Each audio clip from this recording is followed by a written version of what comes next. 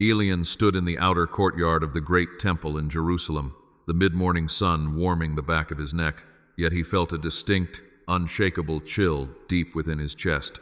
He was a man of significant stature, a merchant whose caravans traveled from Damascus to the coast, and a scholar who knew the Torah better than many who wore the priestly robes.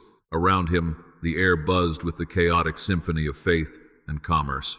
He could hear the bleating of sheep destined for sacrifice, the sharp clinking of silver shekels changing hands at the tables of the money changers, and the low hum of prayers being recited by hundreds of pilgrims. He adjusted the fine linen of his tunic, his fingers brushing against the leather pouch at his belt. It was heavy with coins, more than the required tithe. Today, Elian had brought a generous offering, an unblemished lamb of the highest quality, and a substantial donation for the temple treasury. He had done everything right. He had followed every law, observed every ritual, and maintained a reputation for impeccable morality. So why did the heavens feel like brass? Elian moved forward as the line advanced toward the inner gates.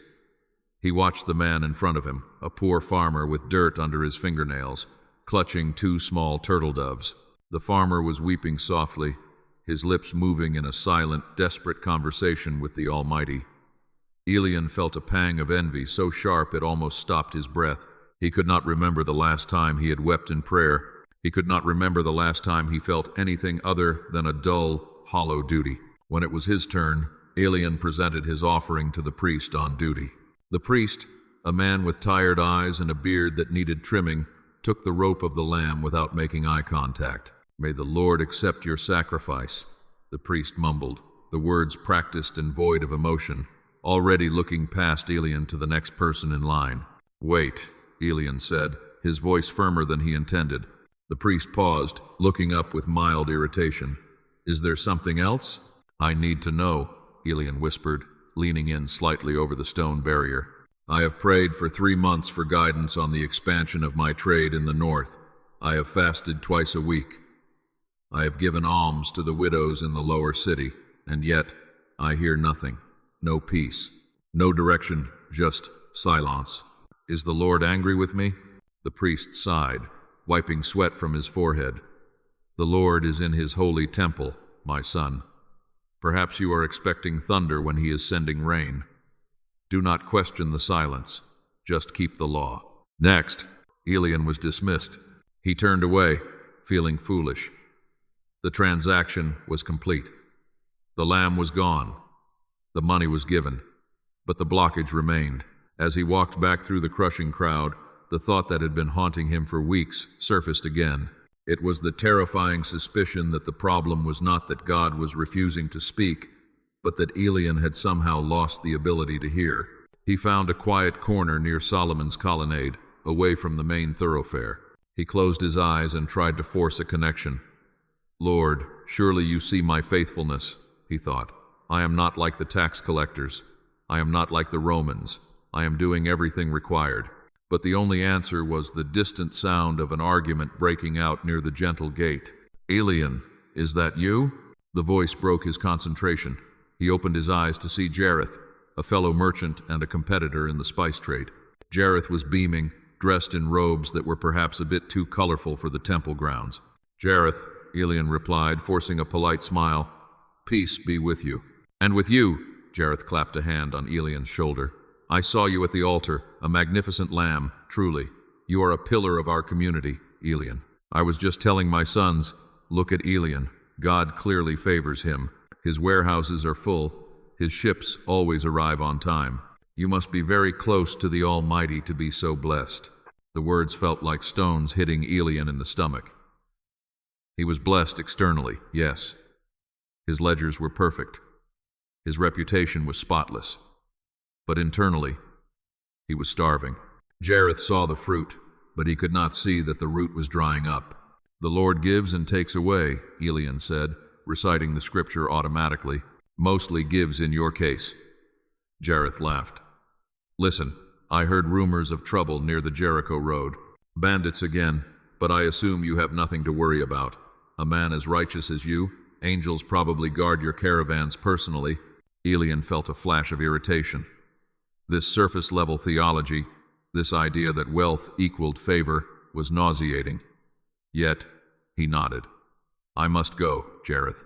I have much work to attend to. Of course, the work of the righteous never ends. Elian walked away rapidly, leaving the temple grounds.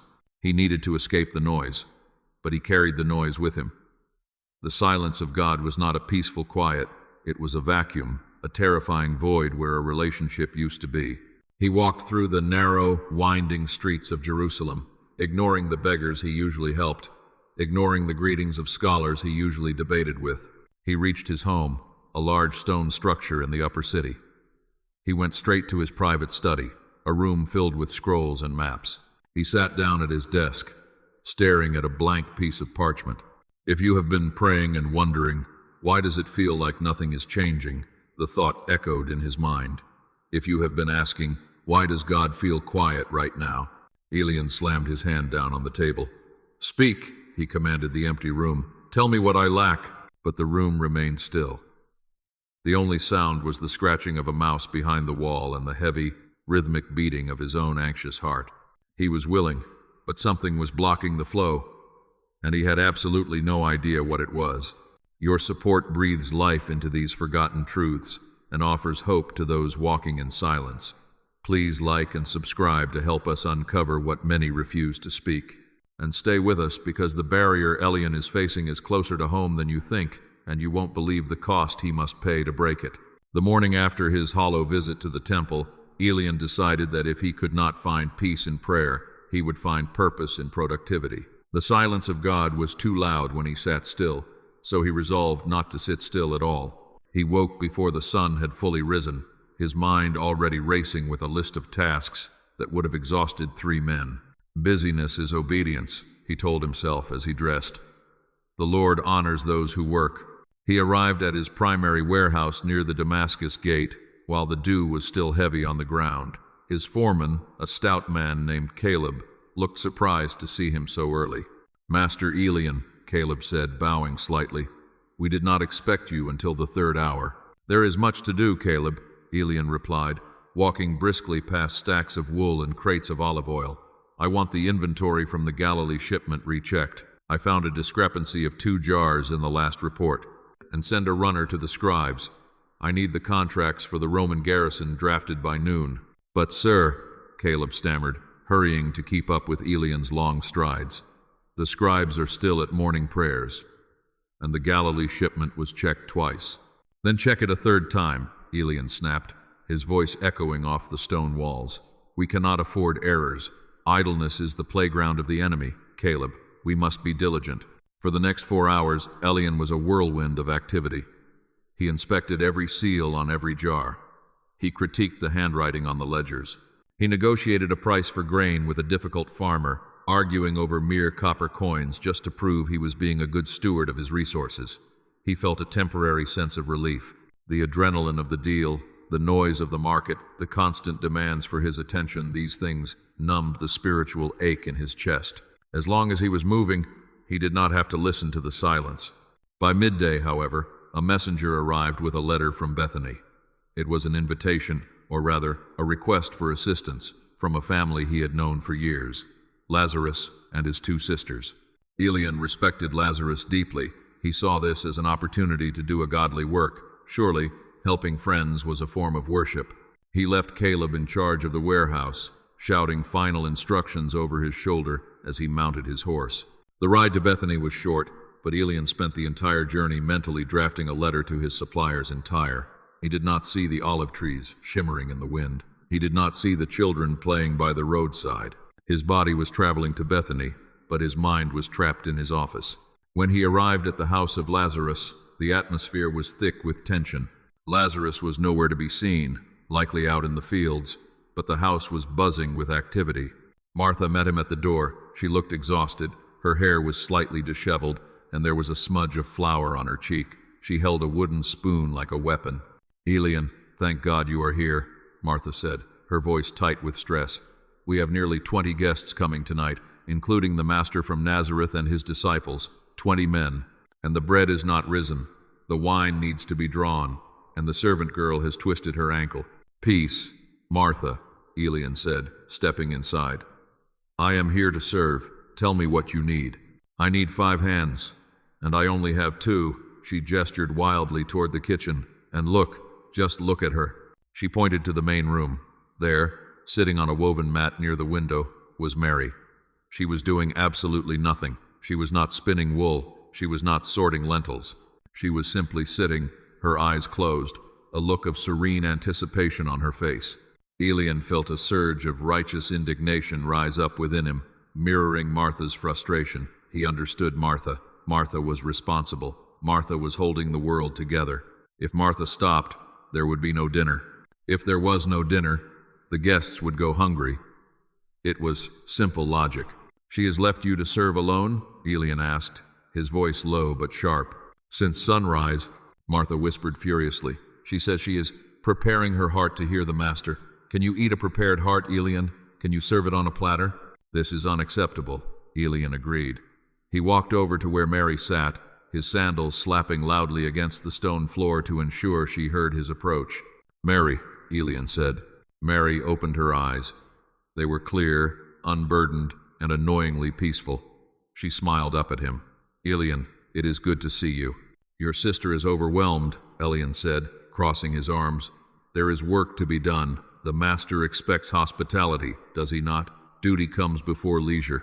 Mary looked past him, toward the kitchen where Martha was clanging pots. Martha is worried about many things, Mary said softly. But I feel that the Master does not want our sweat today. He wants our ears. Nonsense, Elian scoffed. God calls us to action. Look at me.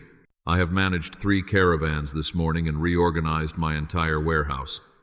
If I sat as you do, my house would crumble. Or perhaps, Mary said, her voice gentle but piercing, it would stand, but you would finally see what holds it up. Elian opened his mouth to rebuke her, to explain the theology of diligence, but a loud crash from the kitchen cut him off. A clay vessel had shattered. Lord, help me, Martha screamed. Elian shot Mary a look of disappointment and rushed to the kitchen. For the next 2 hours, he worked alongside Martha. He lifted heavy sacks of grain. He moved tables. He was sweating. His back ached, and his mind was spinning with the logistics of the evening meal. He felt useful. He felt significant. He told himself this was what God wanted. But as the sun began to dip lower, signaling the approach of evening, a strange sensation overtook him. He was standing in the courtyard, wiping his hands on a rag when he saw Jesus and his disciples approaching up the path. Elian's first instinct was not joy, it was panic. Is everything ready? Is the table set correctly? Is there enough wine? He watched as Jesus entered the gate. Mary stood up immediately and went to him, falling at his feet. Jesus smiled at her, a smile of deep, intimate recognition. He did not ask her if the bread was ready. He did not check the cleanliness of the floor. He simply looked at her as if she were the only person in the world. Then Jesus looked up and caught Elian's eye. Elian straightened his posture, waiting for a nod of approval. He wanted the Master to say, "Well done, Elian. You have worked hard." But Jesus did not say that. His gaze was penetrating, stripping away the layers of Elian's frantic activity. In those eyes, Elian did not see a demand for more work. He saw a sorrowful invitation. It was as if the Master was looking at a man drowning in shallow water who refused to stand up. "Master," Martha interrupted, rushing forward, breathless. "Lord, do you not care that my sister has left me to do the work by myself? Tell her to help me." Elian nodded in agreement. "Yes, tell her. Validate our exhaustion. Validate our noise." Jesus turned to Martha, and by extension, to Elian. His voice was not angry, but it held the weight of a mountain. "Martha, Martha, and you, Elian, you are worried and upset about many things." The words hung in the air, worried and upset. "But only one thing is necessary," Jesus continued. "Mary has chosen what is better, and it will not be taken away from her." Elian felt as though he had been slapped. Better? How could sitting be better than serving? How could doing nothing be better than doing everything? He stepped back into the shadows of the courtyard, his heart hammering against his ribs. He felt rejected. He felt misunderstood. He had given his energy, his time, his sweat, and he was told it was the wrong offering. Suddenly, one of Elian's own servants came running up the path, gasping for air. looking for his master. "Master Elian, Master Elian!" the servant cried out, breaking the sacred moment. Elian grabbed the boy's arm, pulling him away from the gathering. "Quiet! What is it?" "It is the caravan from Jericho," the boy panted. "The one you insisted on checking the logs for. The Roman soldiers detained it. They claim the paperwork you rushed to have drafted is incorrect. They have seized the goods. Everything is halted." Elian felt the blood drain from his face. "That is impossible. I managed it myself. I pushed the scribes. I made sure. They say the seal was rushed, Master. It was illegible." Elian leaned against the cold stone wall of Lazarus's house. The irony was suffocating. In his haste to secure his profit, he had lost it. In his rush to be efficient, he had been careless. He looked back toward the group. Jesus was now seated, and Mary was sitting at his feet, listening. The peace around them was tangible. It was a fortress that Elian could not enter. He realized then, with a terrifying clarity, that his busyness was not obedience. It was a drug. He was using exhaustion to numb the pain of his spiritual deafness. He was running faster and faster, not to reach God, but to avoid the silence that waited for him if he ever dared to stop. But he could not stop. Not now. The caravan was seized. The money was at risk. The crisis demanded action. "Get my horse," Elian ordered the servant, his voice trembling. "We ride for Jericho tonight." "But Master," the servant whispered, glancing at the darkening sky, "the roads are dangerous at night, and you are here with the teacher." "The teacher offers words," Elian snapped, buttoning his cloak to hide the shaking of his hands. "Words will not release my cargo. Go." As he mounted his horse moments later, Elian cast one last look at the lit window where Mary sat. He felt a profound sense of loss, as if he were leaving a feast to go chew on ashes. He kicked his heels into the horse's flanks and galloped into the darkness, the noise of the hooves drowning out the whisper that tried to warn him. "You are digging your own cisterns, Elian, and they are broken." He rode hard into the night, convincing himself he was being responsible, while every mile took him further away from the only one who could actually solve the problem. Elian did not ride all the way to Jericho that night. His horse threw a shoe near the rocky pass of Adumam, forcing him to seek shelter at a roadside inn known as the Wayfarer's Rest. It was a place he usually avoided, a hive of noise, smoke, and travelers of questionable repute, but desperation had lowered his standards. He pushed through the heavy wooden door, the air inside thick with the smell of roasted meat and unwashed bodies. He needed information. If his caravan had been seized, someone in this room would know why. He spotted a group of merchants huddled in a corner, their faces illuminated by a flickering oil lamp. Elian recognized one of them, a man named Baruch, known for trading fabrics and, more importantly, trading news. Baruch was a man who collected disasters like others collected coins. Elian approached the table.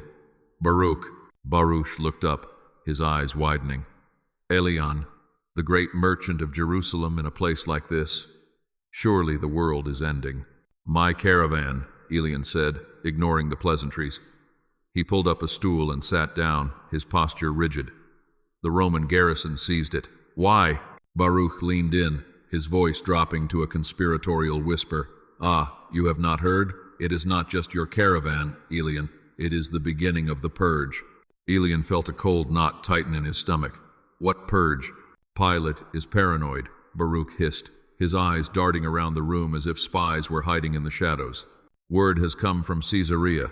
The emperor is demanding more tribute. Pilate is looking for any excuse to confiscate wealth. They say he has a list of prominent merchants. They say he is planning to arrest anyone with connections to the zealots." "I have no connections to zealots," Elian said quickly, his heart rate accelerating. "Does it matter?" Another merchant at the table interrupted, a man with a scarred lip. "Truth does not matter to a wolf, only hunger. I heard they crucified 3 traders yesterday just for arguing about a tax levy. 3 men left them on the road to rot." Elian felt the blood drain from his face. 3 men? "And that is not all," Baruch continued, feeding off Elian's fear. "There are rumors of a plague in the port of Joppa. Ships are burning, and the Parthians are massing on the eastern border. War is inevitable, Elian. Jerusalem will be a slaughterhouse before the next moon." Elian sat there, paralyzed. He should have stood up. He should have remembered the scriptures that spoke of God being a fortress and a shield. He should have recalled that rumors were often wind and smoke, but he did not. He leaned closer. "Tell me more," Elian commanded. For the next 3 hours, Elian drank in the poison. He listened to stories of collapse, betrayal, violence, and impending doom. He did not fact-check. He did not filter. He simply consumed. With every story, his chest grew tighter. His breathing became shallow. His mind, usually sharp and analytical, began to fracture under the weight of hypothetical disasters. He was experiencing exactly what the wise men warned against. He was guarding his gold, but he had left the gates of his mind wide open. When he finally retired to a small, flea-ridden room upstairs, sleep was impossible. He lay on the straw mattress, staring at the dark ceiling. Every shadow looked like a Roman soldier. Every creak of the floorboard sounded like an assassin. He tried to pray, "Lord, protect me." But his mind immediately countered, "How can he protect you when Pilate is on a rampage? The Parthians are coming. The plague is coming." The fear he had consumed downstairs had rewired his expectations. He could no longer envision a future where God provided. He could only envision a future where he lost everything. The what-ifs were screaming louder than the God says. He sat up, sweating profusely. He needed a plan. If the roads were unsafe, he could not move his goods. If Jerusalem was a target, he needed to liquidate his assets. He grabbed his satchel and began frantically writing a new will, his hands shaking so badly the ink blotted. He spent the entire night strategizing for a catastrophe that had not happened, fueled by the words of men who profited from panic. He drafted letters to hide his money in secret accounts.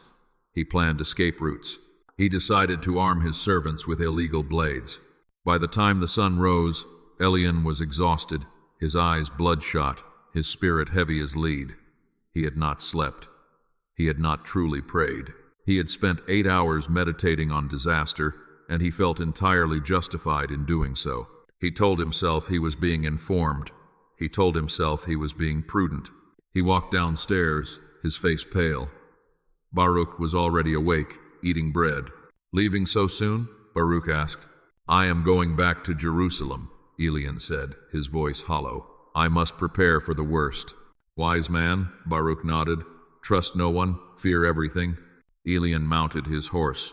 As he rode back toward the city, the beautiful Judean hills looked menacing to him. The sunrise looked like fire. He had let the world's noise drown out heaven's frequency, and now he was not walking by faith, he was walking by terror. Elian returned to Jerusalem, a changed man. The confidence that usually defined his stride was replaced by a frantic energy. The news from the inn, however exaggerated, had taken root. He believed his empire was on the brink of collapse.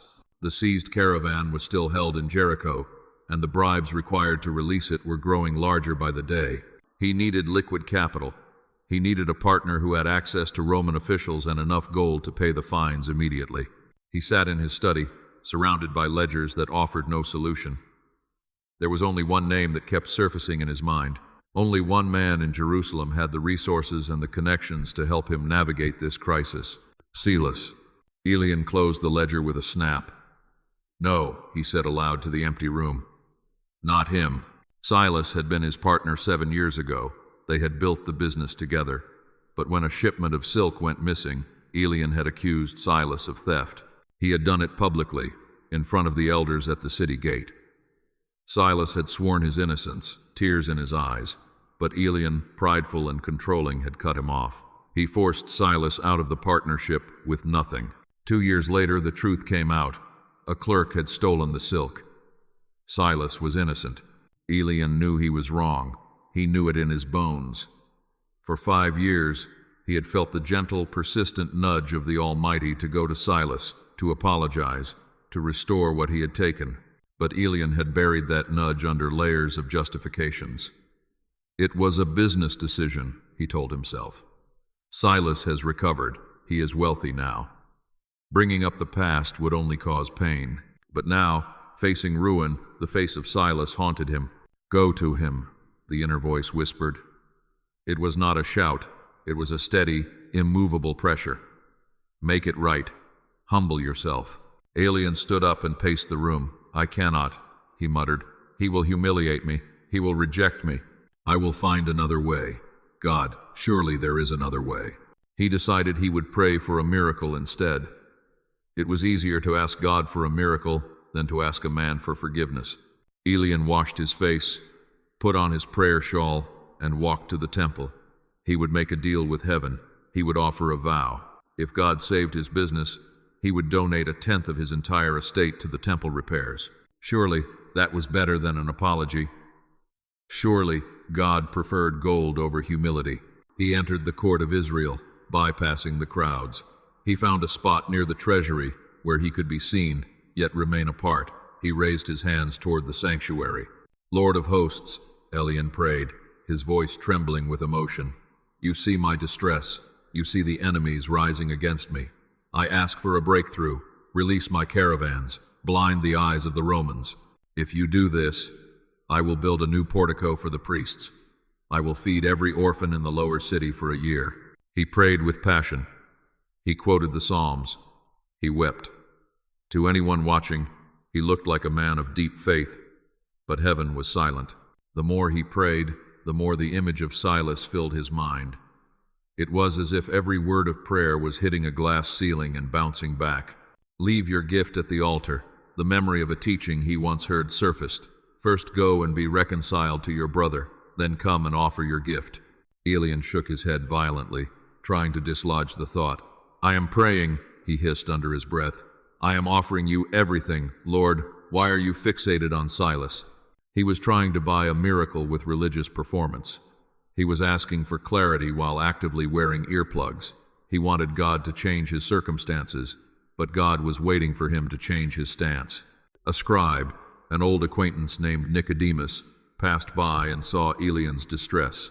He stopped, observing the merchant's frantic movements. You pray with great volume, Elian, Nicodemus said softly. Elian lowered his hands, startled. The situation is urgent, Nicodemus. I need heaven to move. Heaven moves when earth aligns, Nicodemus said cryptically. King Saul offered a mighty sacrifice before the battle, did he not? He thought the smoke of the burnt offering would cover his disobedience. But Samuel told him the truth. To obey is better than sacrifice. Elian stiffened. Are you calling me disobedient? I keep the law. I am saying that sometimes we shout at God to drown out the one thing he has already whispered, Nicodemus replied, his eyes searching Elian's face. Is there a stone in your shoe, Elian? A stone you refuse to remove, yet you ask God to help you run faster? Elian turned away, his face burning. You speak in riddles. I have business to attend to. He left the temple abruptly. He felt angry. He felt justified. He had offered God a fortune in charity, and all he felt in return was the nagging weight of an unresolved grudge. As he walked down the temple steps, he came to a fork in the road. To the left lay his home. To the right, down the valley and up the slope of the next hill, was the house of Silas. Elian stopped. The physical path mirrored the spiritual one. He could turn right, knock on the door, fall to his knees, and admit he was a liar and a thief. It would cost him his pride. It might cost him money, but he knew, with terrifying certainty, that it was the key to the lock. He stood there for a long moment, the afternoon wind tugging at his robe. No, he whispered. I will handle the Romans myself. I do not need Silas. He turned left. With that turn, the silence of God deepened into a heavy, suffocating blanket. He had prayed for peace, but by refusing to obey, he had declared war on his own soul. He walked home, clutching his prayer shawl, unaware that he was not waiting on God to answer. God was waiting on him to surrender. The blockage was not in heaven. It was standing right there in his sandals, walking away from the only solution that mattered. The crisis with the Jericho caravan had left a gaping hole in Elian's finances. The Roman seizure was not just an inconvenience, it was a hemorrhage. To stop the bleeding, Elian needed a quick victory. He needed a deal that would inject liquid gold back into his accounts before the end of the month. He found his opportunity in a shipment of Egyptian linen that had been sitting in his secondary warehouse for nearly a year. The linen was of decent quality, but it had suffered slightly from the dampness of the previous winter. There were faint, barely visible stains on the inner folds, and the fabric had lost some of its crisp luster. It was not premium goods. In the past, Elian would have sold it as second-rate material to the tent makers for a modest price. But today, panic was sitting in the chair of integrity. Elian arranged a meeting with Demetrius, a Greek trader from the Decapolis who was new to Jerusalem and eager to establish connections. Demetrius was wealthy, ambitious, and, most importantly, inexperienced in judging the nuances of fine linen. They met in Elian's private study. Elian ordered his servants to bring the best wine and placed a sample of the linen on the table, carefully folded to hide the imperfections. "This is exquisite," Demetrius said, rubbing the fabric between his thumb and forefinger. "You say this is from the royal looms of Alexandria?" Elian felt a prick in his conscience. It was not from the royal looms. It was from a standard workshop in the Delta. But the difference was subtle, a matter of technicality. "It is of the highest Egyptian standard," Elian said smoothly. The lie tasted like ash in his mouth, but he swallowed it. "I reserved it for a special client, but he encountered financial difficulties. I am willing to let it go to you for a premium price, but still less than what you would pay in the market." Demetrius looked at him with wide, trusting eyes. "I have heard of your reputation, Elian. They say you are a man of the Torah, a man who fears God. If you vouch for this quality, then I am honored to do business with you." Elian forced a smile. "My reputation is my life," he said. The deal was struck. Demetrius signed the contract. The gold was transferred. Elian had made a massive profit, enough to cover the losses from the Jericho disaster. He told himself it was necessary. He told himself that business was war. He told himself that the linen was still usable, so it wasn't really theft. But as Demetrius left, Elian felt a strange heaviness settle over him. It wasn't the crushing weight of a major sin like murder or adultery. It was lighter, more annoying, like a pebble in a sandal. Later that afternoon, Elian went to the market to oversee the loading of the goods. He ran into a group of merchants discussing a rival, a man named Simon who had recently lost his wife. "I heard Simon is already looking for a new bride," one merchant laughed. "The earth on her grave is not even dry." "He never loved her," another added. "He only married her for her father's olive groves." Elian knew this was false. He knew Simon was grieving deeply, but he wanted to fit in. He wanted to distract himself from the guilt of the morning's deal. So, instead of defending Simon or walking away, Elian leaned in. "Simon has always been calculating," Elian added, his voice low. "I remember a deal he made 3 years ago where he cut corners. It does not surprise me that his heart is cold." The men laughed, nodding in agreement. Elian felt a brief rush of inclusion, but as the laughter died down, the sour taste in his mouth returned. He went home that evening and tried to read the Psalms. He opened the scroll, but the words seemed blurry. He tried to pray, "Lord, thank you for the provision today." But the prayer felt blocked. It was as if the ceiling had lowered. He felt irritable. When his servant spilled a drop of water while pouring his cup, Elian exploded. "You clumsy fool," Elian shouted, slamming his fist on the table. "Can you do nothing right? Get out of my sight." The servant fled, terrified. Elian sat alone in the silence. He was rich again. He was safe, but he felt dirty. He remembered the verse from the Song of Solomon about the little foxes that ruin the vineyards. He had always thought that verse was about romance. Now he saw it was about his soul. He hadn't let a lion in. He hadn't denounced God or worshipped an idol. He had just let in a little fox of dishonesty, a little fox of gossip, a little fox of anger. And those small, sharp-toothed creatures were currently gnawing at the roots of his peace. His vineyard looked green from the outside, but the fruit was being eaten from within. He tried to brush the feeling aside. "I will be more honest next time," he promised himself. Today was an exception. But the brain does not understand exceptions. It understands patterns. Elian had just trained his heart that compromise was acceptable if the stakes were high enough. The barrier between him and God grew one layer thicker, not built by a single boulder, but by 1,000 grains of sand. A week later, still feeling the spiritual dryness despite his financial recovery, Elian decided to travel to Galilee. He told himself it was to check on his northern suppliers, but deep down, he was hoping to find the Nazarene again. Perhaps if he could just hear another sermon, the flow would return. Perhaps a change of location would bring a change of heart. He took his youngest servant, Micah, and a light carriage. The journey should have taken 3 days. It began to rain on the first morning, a cold, relentless downpour that turned the Roman roads into slick rivers of mud. Elian sat inside the carriage, pulling his cloak tighter. "Of course," he muttered. "Of course it rains today. Why would I expect favor? The heavens are determined to mock me." The carriage hit a deep rut, jarring Elian's spine. "Watch the road, Micah," Elian shouted through the leather flap. "Are you blind? Do you want to break a wheel?" "The mud is deep, master," Micah's voice came back, thin and trembling against the wind. "I am trying my best." "Your best is incompetent," Elian grumbled to himself. For the next 6 hours, Elian did not stop talking. He did not speak to God. He spoke at the universe. He complained about the cold.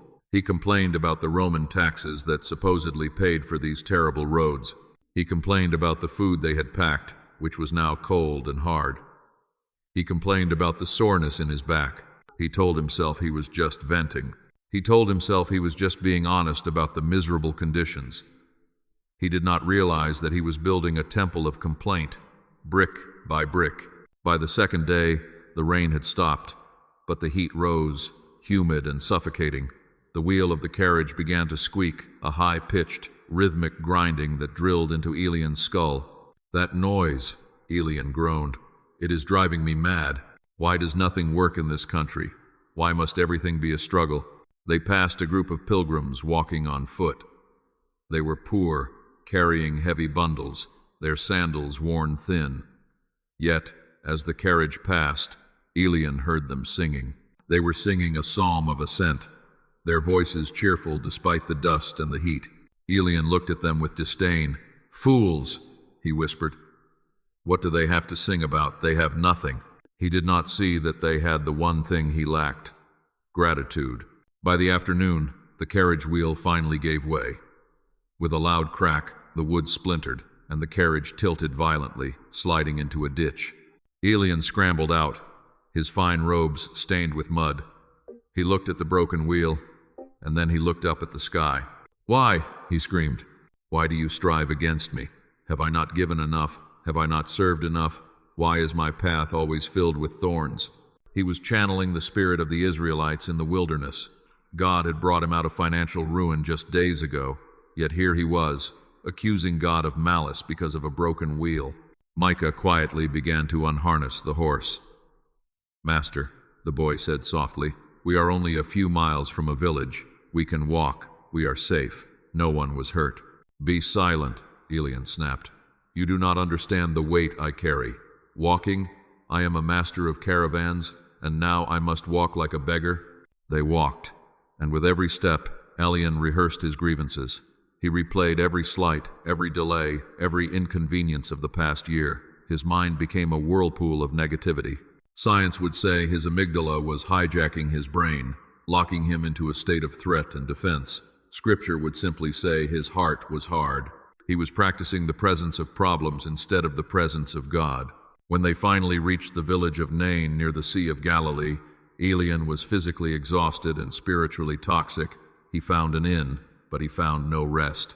He spent the evening telling the innkeeper how terrible the roads were, how incompetent his servant was, and how unfair life had been to him.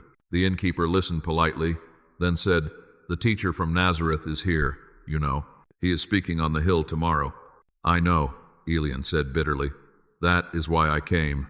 But look at me. Look at this mud. I am in no condition to see a king." "Perhaps," the innkeeper said, "he prefers mud to marble." Elian did not hear the wisdom. He only heard the insult to his dignity. He went to his room and lay down, but his mind was still grinding like the broken wheel. He had spent 2 days cursing his circumstances. He had spoken so much death and frustration that there was no room left in his mouth for praise. He wanted God to speak to him, but Elian was already talking too loudly. He was complaining his way out of the very breakthrough he had traveled so far to find. He fell asleep not with a prayer, but with a sigh of exasperation, unaware that his grumbling was a thicker wall than the stone of the temple. He was near the source of living water, but he had brought a bucket full of holes. Elian scrubbed the dried mud from his arms with a vigor that left his skin red and raw. He stood in the courtyard of the inn at Nain, preparing to go out to the hillside where the Nazarene was rumored to be teaching. He told himself he wanted to be presentable out of respect, but deep down, he knew the truth. He wanted to be distinguishable. He did not want to be mistaken for the beggars, the fishermen, or the sick who flocked to this new rabbi. He was Elian of Jerusalem, and he would maintain his dignity even in the dust. He dressed in fresh linen, adjusted his prayer shawl so the tassels hung perfectly, and instructed Micah to stay behind. He wanted to do this alone. As he made his way toward the edge of the village, he saw a crowd forming. It was a chaotic sea of humanity. There were mothers with crying infants, lepers shouting from a distance, and farmers smelling of earth and sweat. Elian felt a wave of repulsion. He hesitated, considering turning back. "Elian, is that the Honorable Elian?" The voice came from a shaded grove of sycamore trees to his right, away from the rabble. Elian turned and froze. Standing there was Serapion, a high-ranking member of the Sanhedrin, accompanied by 3 other scholars from Jerusalem. These were men who held the keys to social and religious power. They were the gatekeepers of reputation. Elian's heart hammered against his ribs. If they saw him mingling with this unwashed crowd, seeking wisdom from an uncertified carpenter, his standing in the capital would be ruined. He could lose his seat at the council dinners. He could lose his contracts with the temple. He walked over to them, smoothing his expression into a mask of casual indifference. "Serapion," Elian said, bowing slightly. "Peace be upon you. What brings a scholar of your magnitude to this backwater?" Serapion laughed, a dry, humorless sound. "Curiosity, nothing more. We heard reports of disturbances, heresy, perhaps. We came to observe the spectacle. And you? Surely you are not here to sit at the feet of this Galilean peasant?" This was the moment, the test. Elian could have said, "I am here because my soul is dying. I am here because I have money, but no peace. I am here because I need God." But the fear of man is a snare, and Elian stepped right into it. "Me?" Elian scoffed, forcing a chuckle that sounded tinny to his own ears. "Certainly not. I have business with a flax supplier in the region. I saw the commotion and stopped to see what the foolishness was about. It is amusing to see what the ignorant masses will believe, is it not?" "Indeed," Serapion said, his eyes narrowing slightly as if assessing Elian's loyalty. "They are sheep without a shepherd, chasing after wind. Come, stand with us. We can critique his theology from a safe distance." Elian felt a sickening sensation in his gut, but he nodded. "I would be honored." He stood with them on a small rise, separated from the crowd. When Jesus finally appeared, walking down the slope to sit on a large stone, the crowd went silent. The Nazarene began to speak. His voice carried without effort, clear and resonant. Elian tried to listen. He wanted to listen. But every time Jesus made a point, Serapion would lean over and whisper a sarcastic comment. "Did you hear that?" Serapion sneered. He mispronounced the dialect. "Hardly a scholar." "Look at who he touches," another scholar muttered. "A Samaritan? Disgusting." Elian found himself nodding along, laughing when they laughed, sneering when they sneered. He was physically present, but spiritually, he was miles away. He was so busy managing the perceptions of the men next to him that he completely missed the presence of God in front of him. Jesus spoke of the fear of man. How can you believe if you accept praise from one another, yet make no effort to obtain the praise that comes from the only God? The words were an arrow aimed straight at Elian's chest. He felt a flash of conviction, hot and sharp. He wanted to step away from Serapion. He wanted to walk down the hill and kneel in the dirt. But Serapion turned to him at that exact moment. "What utter nonsense," Serapion said. "Don't you agree, Elian?" Elian looked at the powerful man. He looked at the approval in Serapion's eyes, the validation that made him feel safe and important. "Complete nonsense," Elian lied. "He is a dangerous amateur." The moment passed. The conviction faded, replaced by a dull, cold hardness. Elian had chosen his God for the day, and it was not the Lord of hosts. It was the approval of a few men in expensive robes. As the teaching ended and the crowd began to disperse, Jesus looked up toward the rise. His eyes swept over the group of critics. For a second, his gaze locked onto Elian. There was no anger in that look, only a terrifying knowing. He knew Elian was playing a role. He knew Elian was starving but refusing to eat because he was afraid of what people would think of his table manners. "We should go," Elian said abruptly, turning his back on the one he had come to find. "The air here is stale." He walked back to the village with Serapion, listening to their praises of his intellect and his discernment. The words felt like oil, soothing his ego, but deep down, Elian knew he had just traded his birthright for a bowl of soup. He had preserved his reputation, but he had silenced his soul. Elian returned to the inn, his spirit hollowed out by the betrayal of the afternoon. He told himself it was necessary. He told himself he had to maintain his influence to do good later.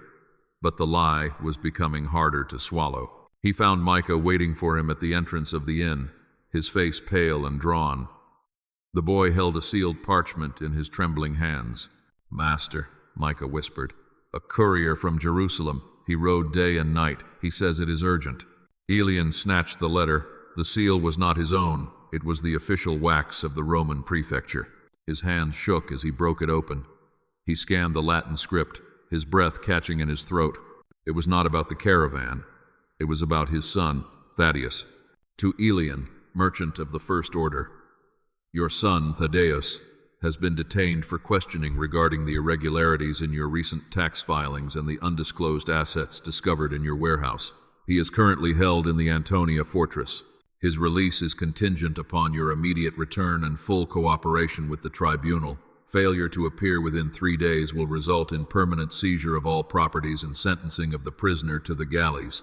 The world tilted. Elian grabbed the doorframe to steady himself. Thaddeus, his only heir. The boy was innocent. He knew nothing of the creative accounting or the bribed guards. This was a trap. A squeeze play by a corrupt official to drain Elian of his fortune. Panic, cold and sharp, flooded his system. His first instinct was not to fall to his knees. It was to calculate. "I need gold," his mind raced. "I need leverage. I know a senator in Caesarea, if I can send a message to him. No, that will take too long. I must bribe the tribune directly. How much do I have in the hidden vault? Is it enough?" He paced the small room of the inn, his fists clenched so tight his fingernails dug into his palms. He was entering the zone of control. This was his territory. He was a fixer. He managed outcomes. He did not trust anyone else to handle this, certainly not God. "Master," Micah asked softly, "should we pray?" Elian spun around, his eyes wild. "Pray? Will prayer unlock a Roman cell? Will prayer satisfy a greedy centurion? No, this requires action. Pack the bags. We leave within the hour." "But master," Micah hesitated, "the horses are tired. It is nearly dark, and the teacher, he is still here. Perhaps he could." "The teacher heals fevers," Elian shouted, losing all composure. "He tells stories about seeds and birds. My son is in a Roman dungeon. This is politics, Micah. This is power. This is the real world. God has allowed this to happen, so I must be the one to stop it." He was gripping the problem with both hands, strangling it. He believed that if he relaxed his grip for even a second, his son would die. He was operating out of pure, unadulterated distrust. He called it responsibility, but it was atheism in practice. He was acting as if God did not exist or did not care. He rushed out of the inn to inspect the carriage wheel himself. He barked orders at the stable hand. He shouted at Micah to move faster.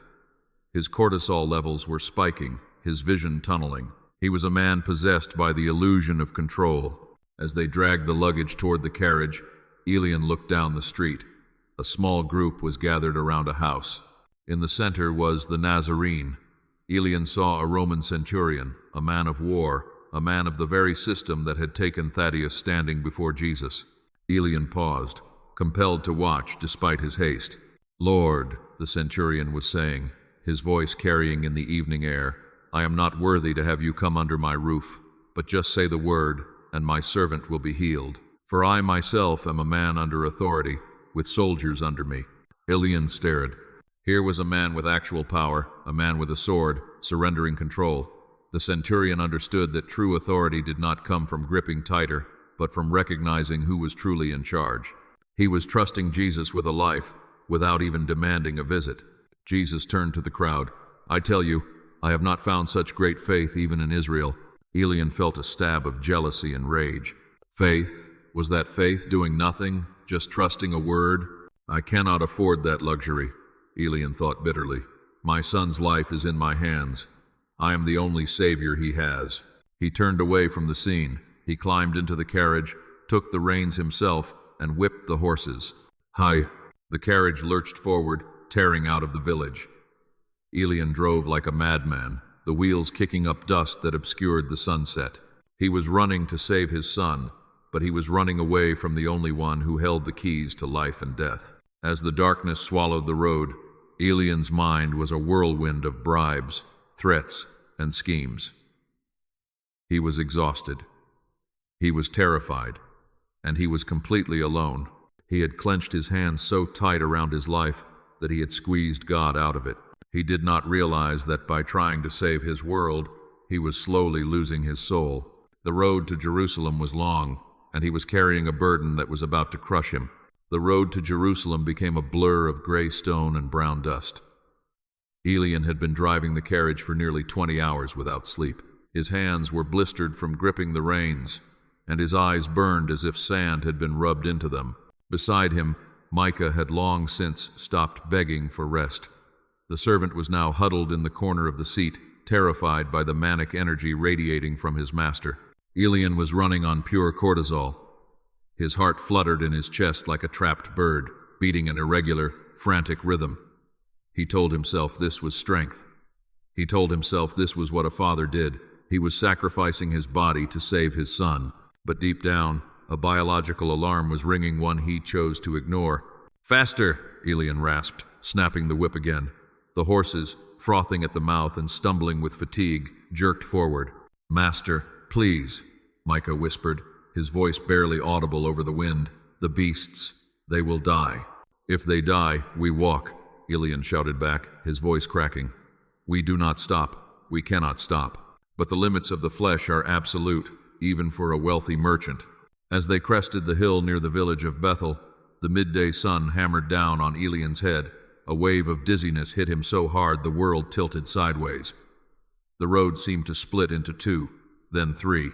The sound of the hooves stretched into a long, distorted roar.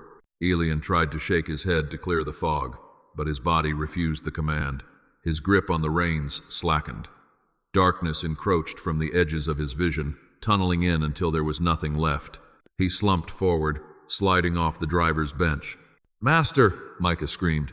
The last thing Elian felt was the hard impact of the earth against his shoulder, and then the blessed, terrifying cessation of all movement. When Elian opened his eyes, he did not see the stone walls of the Antonia fortress or the gates of Jerusalem. He saw a rough, wooden beam ceiling. The air smelled of dried herbs and baking bread. He tried to sit up, but his limbs felt like lead.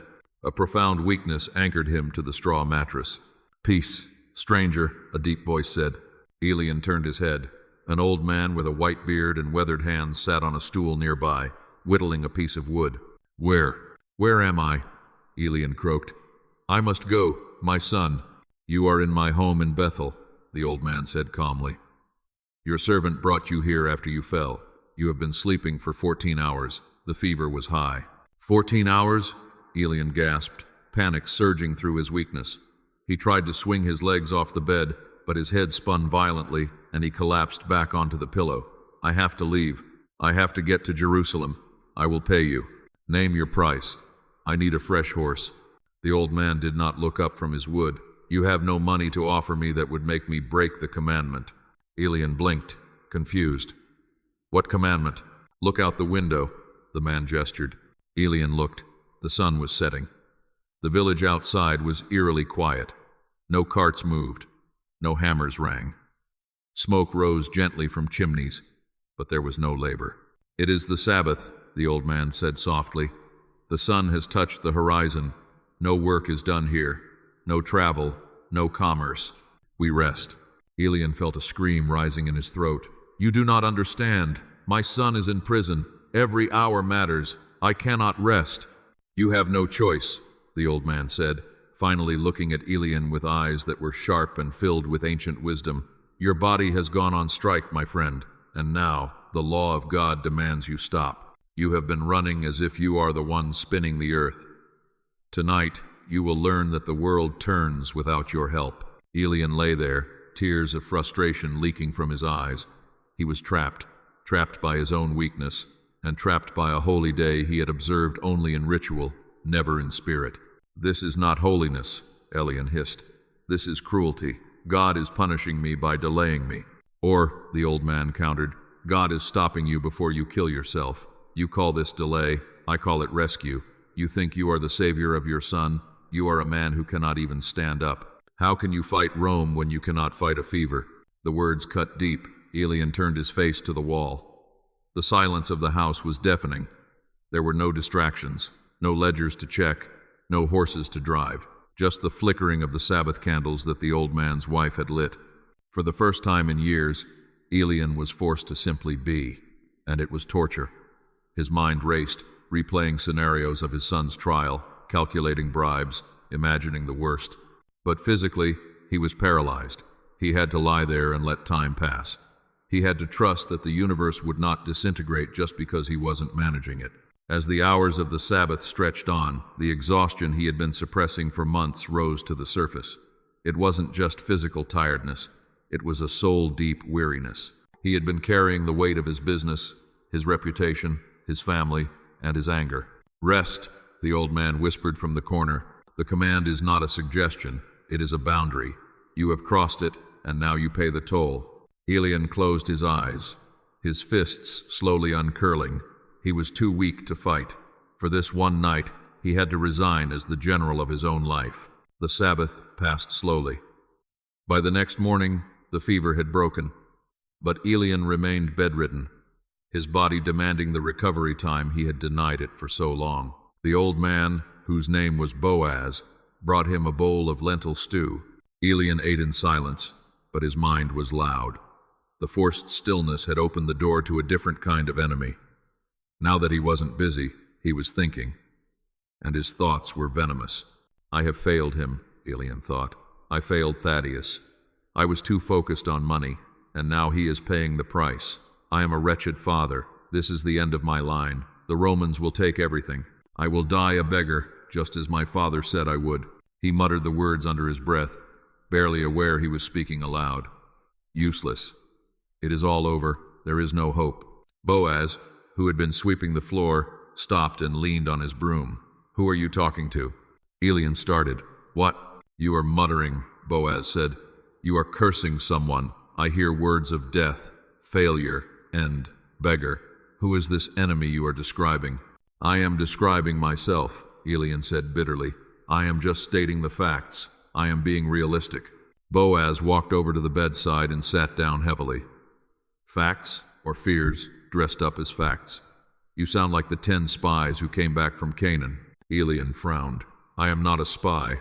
I am a merchant whose life is collapsing." "The spies saw giants," Boaz continued, ignoring the interruption. "The giants were real. The high walls were real. But what did the spies say? They said, we seemed like grasshoppers in our own eyes. They spoke smallness over themselves.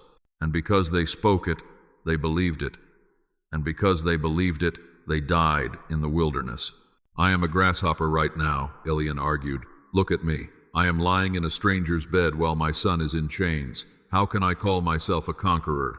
"You are not a grasshopper," Boaz said sternly. "You are a man made in the image of the Almighty.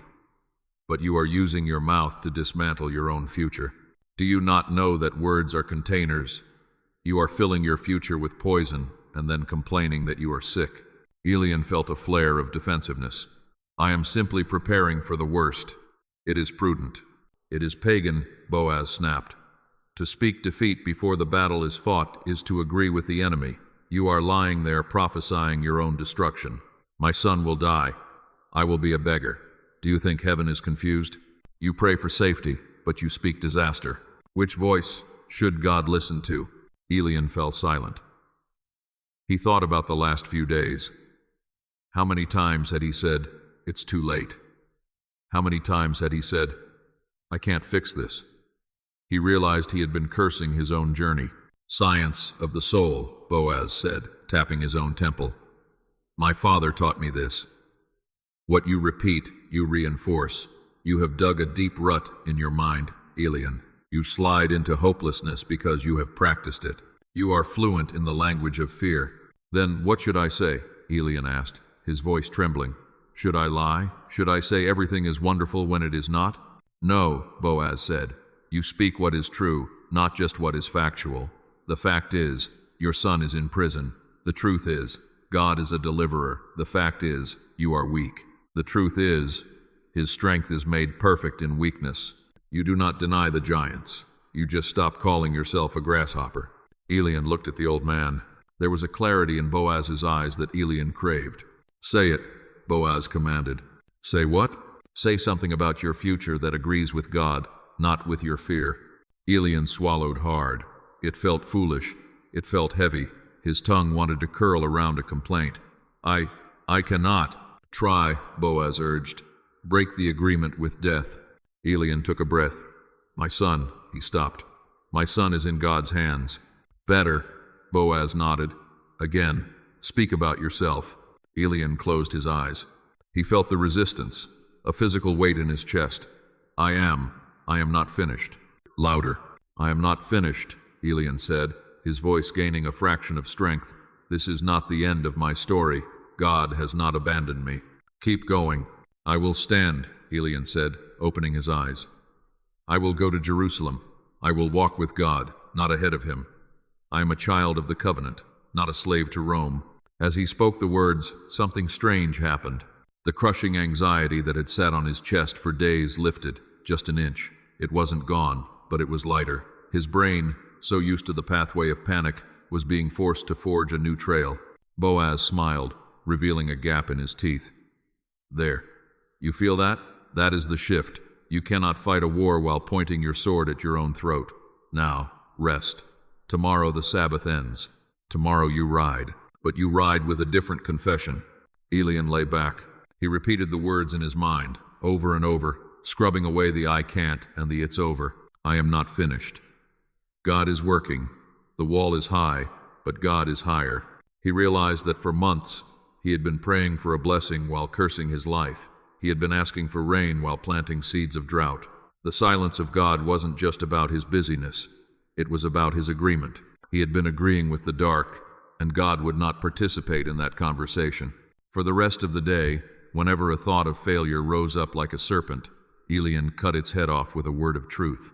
It was exhausting work, harder than driving the carriage, but by evening, his spirit felt something it hadn't felt in a long time, possibility. Elian arrived at the gates of Jerusalem just as the sun was beginning its descent on the first day of the week. The city was bustling, a hive of noise and ambition, but Elian rode with a new, albeit fragile, quietness in his spirit. The fever was gone, and the panic that had driven him from Galilee had been replaced by a grim determination. He went straight to the Antonia fortress. The stone walls loomed over the temple courts, a symbol of Roman iron crushing Jewish stone. He demanded to see the tribune. He was refused. He offered silver to the guard. He was ignored. He was told that the tribunal would sit in 2 days, and until then, his son was a prisoner of the state. Elian stood outside the heavy iron gates, the rejection stinging his face. The old Elian would have screamed. He would have threatened. He would have run to his warehouse to liquidate assets for a larger bribe. But the words of Boaz, the old man from Bethel, echoed in his mind. You cannot fight a war while pointing a sword at your own throat. He retreated to his home. The house was empty and cold. He sat in his study, the very room where he had planned his empire, and he felt the familiar itch of procrastination. I will deal with my spiritual condition later, the voice in his head whispered. Right now, I need to focus on Thaddeus. Once my son is safe, once the crisis is over, then I will fully surrender. Then I will stop the busyness. Then I will apologize to those I hurt, but not today. Today is for crisis management. It was the trap of tomorrow. It was the lie of the convenient season. Elian stood up and paced. He knew that delaying obedience was exactly what had gotten him here. He remembered the rich young ruler who walked away sad because the cost of now was too high. He remembered the Roman governor Felix who told Paul, "Go away for now. When I have a convenient time, I will call for you." Convenience never came. Tomorrow was a thief that stole the power of today. Elian looked at the unlit oil lamp on his desk. If he waited until the storm passed to fix his foundation, the house would collapse during the storm. He realized that his spiritual blockage was not a side issue, it was the main issue. The reason he had no wisdom to save his son was that he was cut off from the source of wisdom. He had to choose. He could continue to operate in his own strength, delaying full surrender until life got easier, or he could break the dam right now, in the middle of the chaos. He clenched his hands. The fear was overwhelming. To stop strategizing and start repenting felt like madness. It felt like laying down his weapon in the middle of a battle. If I stop planning, he dies, the fear hissed. If I do not stop, Elian whispered back, I have already lost him. He made the choice. He would not wait for a better day. He would not wait for a calm moment. He pushed the ledgers aside. He locked the door to his study. He dropped to his knees on the hard stone floor. He was done with one day. Today was the day of the battle. The room was silent, but inside Elian, a war was raging. He did not start with a polished prayer. He did not use the flowery language of the Pharisees. He started with a groan. It was the sound of a soul that had been carrying dead weight for years. Lord, Elian said, his voice cracking, I am blocked, and I am the one who built the wall. He began to name them. He did not generalize. He did not say, forgive my sins. He got specific, just as the physician must name the disease to cure it. I confess that I have used busyness to avoid you, he said, tears finally spilling over. I ran to Jericho not to save my goods, but to outrun your silence. I confess that I have addicted myself to the approval of men like Serapion. I denied the truth on that hillside because I wanted to be important. I feared their sneer more than I feared losing your presence. He took a breath, his chest heaving. I confess that I have been feeding on fear. I listened to the rumors at the inn and called it wisdom. I let the news of the world reshape my mind until I could not trust your promise. I confess that I have been a complainer, poisoning the air with my words, cursing my own path, speaking failure over my future. He paused, coming to the hardest part, the part he had protected for 7 years. And I confess that I have prayed without obeying. I asked you for peace while I held on to war with Silas. I asked you for a breakthrough while I refused to reconcile. The image of Thaddeus in a cell flashed in his mind. The terror gripped him again. If I let go of control, who will save him? Elian slammed his hand on the floor. I renounce the spirit of control, he shouted into the empty room. I am not God. I cannot spin the world. I cannot force the outcome. I surrender Thaddeus to you. I surrender his life. I surrender his future. I surrender my reputation. Even if I lose everything, I will not lose you again. It was a terrifying release. It felt like jumping off a cliff. He was admitting he was powerless. He was stripping himself of every defense mechanism he had built: his money, his connections, his anger, his frantic planning. He lay flat on his face, arms spread wide. He waited for the anxiety to crush him. He waited for the roof to cave in, but it didn't. Instead, as the last confession left his lips, something broke. It was physical. The tightness in his chest, the iron band that had been squeezing his heart for months, suddenly snapped. He took a deep breath, then another. The air seemed different. The room seemed lighter. The frantic noise in his head, the voices of the Roman soldiers, the angry merchants, the disappointed priests, suddenly went mute. In the vacuum of that silence, a presence returned. It was not a thunderclap. It was a flow, a gentle, steady, overwhelming sense of being washed. It was the peace that passes understanding, the peace that makes no sense in the middle of a crisis. Elian lay there for a long time, weeping, not out of grief, but out of relief. The line was clear. The debris was gone. The receiver was fixed. And then, in the stillness, he heard it. Not an audible voice, but a thought that landed in his spirit with the weight of absolute truth. It was a direction. It was specific. And it was the last thing he wanted to do. Go to Silas. Elian sat up. The instruction was irrational. Silas was his enemy. Silas was a fabric merchant, not a lawyer. Silas had no influence with the Romans. Going to Silas would save his soul, perhaps, but how could it save his son? The old Elian would have argued. The old Elian would have said, Lord, that is a nice spiritual idea, but I need a practical solution for the tribunal. But the new Elian, the one who had just broken the dam, knew better. He knew that God's logic often looked like foolishness to men.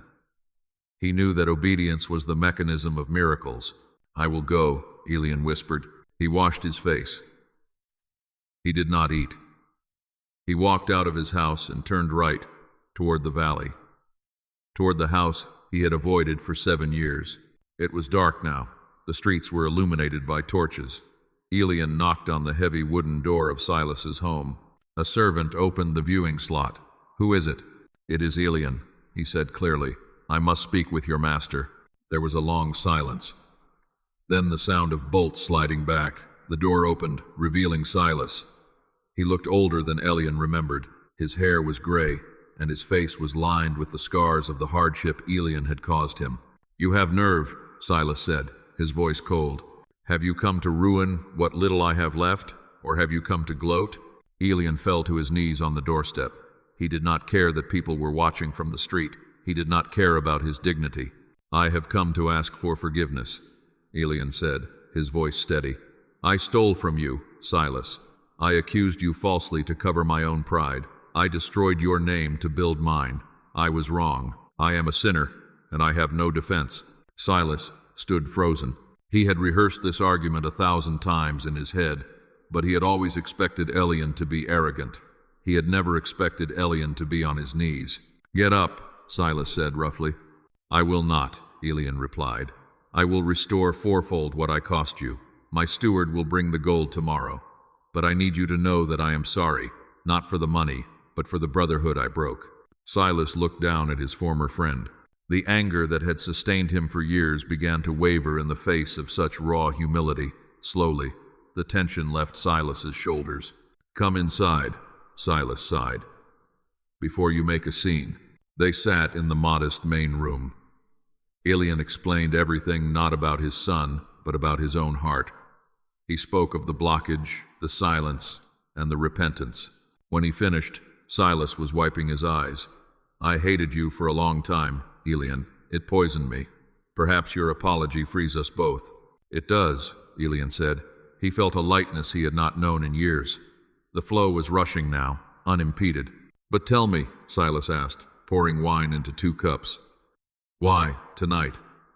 Why, after 7 years, did you come tonight?" "Because God told me to," Elian said. "And because my son is in prison, and I realized I could not ask God to release him while I held you in a prison of unforgiveness." Silas dropped his cup. It clattered onto the table, spilling red wine across the wood. "Your son?" Silas stared at him. "Thaddeus is in the Antonia?" "Yes," Elian said.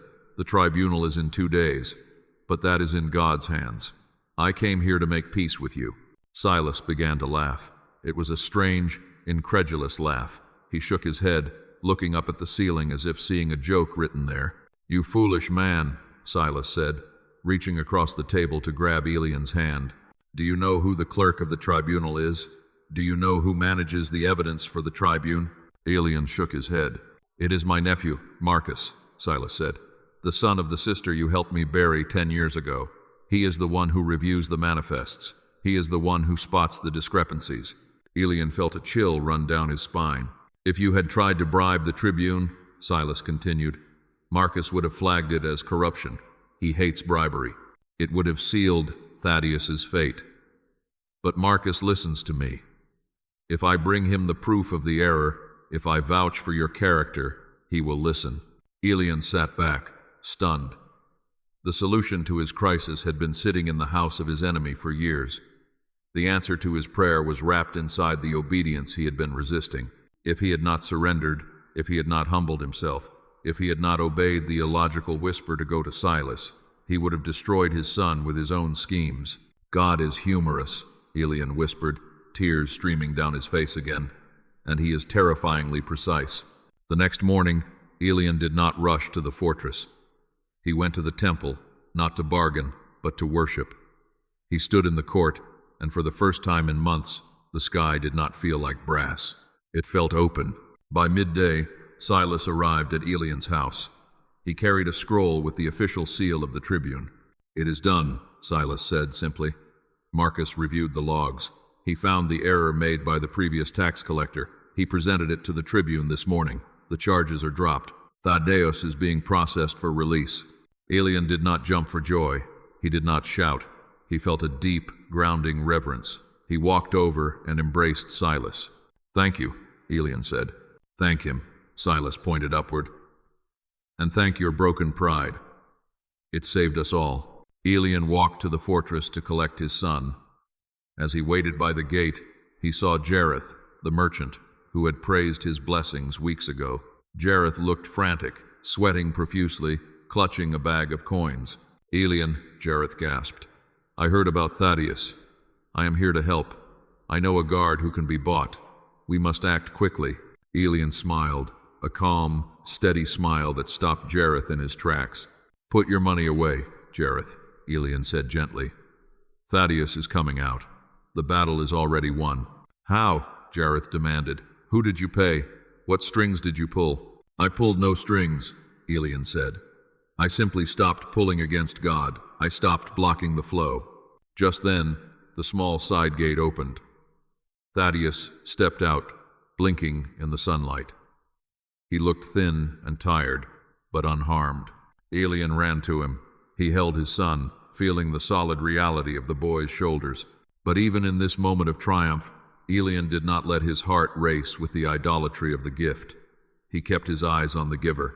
"Father," Thaddeus said, his voice trembling, "I thought I was lost. I prayed, but I did not know if you could save me." "I could not," Elian said, looking into his son's eyes. "I tried, and I nearly destroyed us. But there is a Father who is capable, Thaddeus, and I have spent the last 2 days learning how to listen to him again." They walked home together. The crisis was over, but Elian knew the real victory was not the release of the prisoner. The real victory was that Elian had learned to walk on the water of uncertainty without sinking into the waves of control. 3 months later, the winter rains had come and gone, leaving the hills around Jerusalem lush and green. Elian sat on the roof of his house, watching the sunset. His life looked the same from the outside. He was still a merchant. He still dealt with caravans and contracts, but everything had changed on the inside. The frantic pace was gone. He no longer woke up with a chest full of anxiety. He worked hard, but he stopped when the work was done. He observed the Sabbath not as a rule, but as a lifeline. He refused to listen to rumors. When men gathered to speak of doom and politics, Elian would excuse himself or speak a word of hope that silenced the fear. He had become a man of the now. When he felt the nudge to pray, he stopped and prayed. When he felt the conviction to apologize, he did it immediately. He kept short accounts with God and with men. He looked down into the courtyard. Silas was there, laughing with Thaddeus. They were reviewing a map for a new trade route to the north. The partnership had been restored, stronger than before because it was built on truth rather than ego. Elian closed his eyes and tuned in. It was a habit now, as natural as breathing. He checked the connection. Was there any static? Was there any grievance? Was there any unconfessed worry? Clear. The line was clear. "You are good," Elian whispered. He realized now that the silence he had feared months ago was never God withdrawing. It was the sound of a radio that had been covered in layers of mud. The signal had always been broadcasting. The love had always been flowing. The direction had always been available. He remembered the words of the Nazarene. "If anyone has ears to hear, let him hear." Elian had his ears back. He stood up and walked to the edge of the roof. He saw the city below, filled with people who were just like he used to be, running, worrying, complaining, performing, and starving in the midst of plenty. He knew what he had to do. He could not keep this secret. The next day, he gathered his servants, his family, and even invited Jareth and the skeptical Serapion to a dinner. "Why have you called us?" Serapion asked, eyeing the simple but elegant table. "Are you announcing a new venture?" "In a way," Elian said, standing at the head of the table. He looked at them with a compassion that disarmed their cynicism. "I called you here because I know you are tired," Elian said. "I know you are praying and wondering why nothing changes. I know you feel like God is silent. I know because I was you." The room went quiet. "I want to tell you a story," Elian began.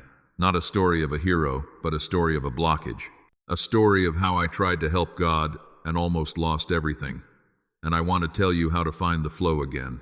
He began to speak, his voice steady and warm, He spoke of the busyness, the fear, the negative words, and the delay. He spoke of the beautiful, terrifying moment of surrender. As he spoke, he saw the masks in the room begin to slip. He saw tears in Martha's eyes. He saw Jareth lower his head. He saw a hunger that no amount of gold could satisfy. Ilian smiled. The flow was moving. It was moving through him, out to them. The channel was open, and for the rest of his days, Ilian made it his only true business to keep it that way. The silence was over. The conversation had just begun.